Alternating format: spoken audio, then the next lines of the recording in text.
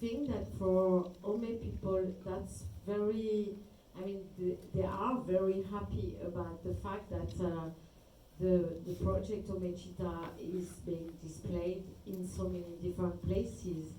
And they told me that they might think about maybe building an hotel in that city.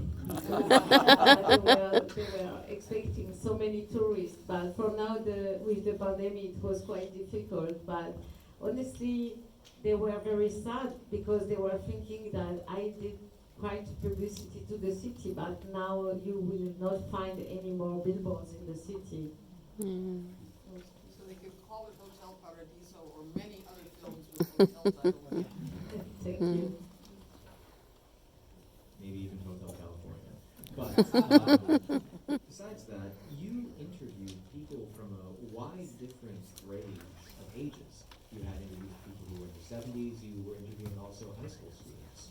So what did you notice in terms of the difference in attitudes towards cinema between the younger generations and the older generations, and do you think that they grew a larger appreciation for cinema?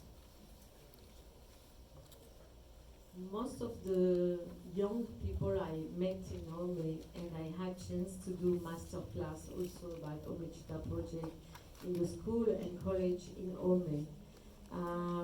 They are looking films on their iPhone, or their computer or TV. They don't go to cinema and they don't have the interest for the older movies and for the experience of sharing a movie with other people in the same room.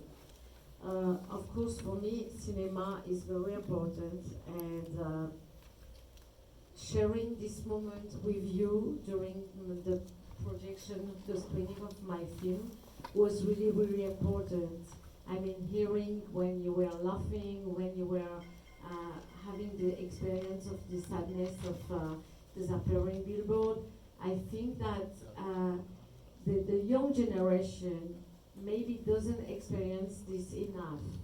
And I'm so happy to see that in Los Angeles there are still so many different generation who is passionate, really, like there is a community of cinephile people, and that's really enormous for me to discover that how many people still love to experience the movie in a theater, in a screening like this, and not be disturbing by, I don't know, iPhones and telephones and Maybe food and earthquake. so many things. I think watching a movie in a theater is a very important experience. Just one additional question. The look of the film, the sound in the film, it's amazing, it's incredible.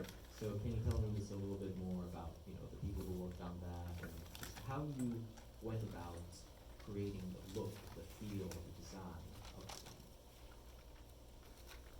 So first, I have to say something that I don't speak Japanese, and all the interviews that we've done, I didn't even understand one word of what they were telling me. So when I came back to Paris and we had someone who was translated, sometimes they were talking about something completely different from what I expected, but I didn't understand. And during the interviews, I was saying, "Oh, great! Oh, that's great! Thank you." And then I discovered that they were telling me about the food that they like to eat, or the Paris that they want to visit, and I'm excited to see the Eiffel Tower. So that was a very strong experience to make this shooting without understanding one word of what the people were telling me.